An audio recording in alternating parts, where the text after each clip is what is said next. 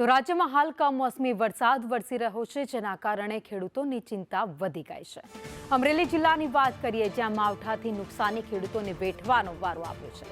ખાંભાના ઉમરિયા ગામે મંડપ ઉડ્યો છે, તો ધાર્મિક પ્રસંગમાં વરસાદ વિલન બન્યો છે। ધાર્મિક પ્રસંગનો મંડપ, જેને વ્યાપક નુકસાન થયું છે। તો અમરેલી જિલ્લામાં એકાએક વાતાવરણમાં પલટો આવ્યો અને ત્યારબાદ વરસાદની શરૂઆત થઈ હતી।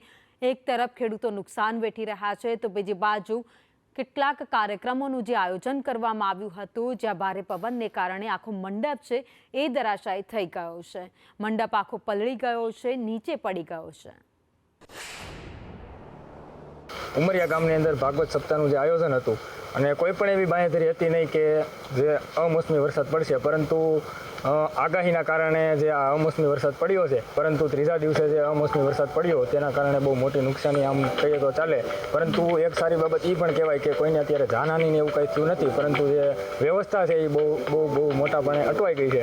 હવામાન વિભાગની આગાહીના પગલે અમરેલી જિલ્લામાં ગઈકાલથી જ કમોસમી વરસાદ ખાબક્યો હતો। ખેડૂતોને તો મોટા પ્રમાણમાં નુકસાન થયું હતું, પણ કાંઈક ને કાંઈક ખાંભા તાલુકાના ઉમરિયા ગામે તરસરિયા પરિવાર દ્વારા ભાગવત સપ્તાહનું આયોજન કરવામાં આવ્યું હતું।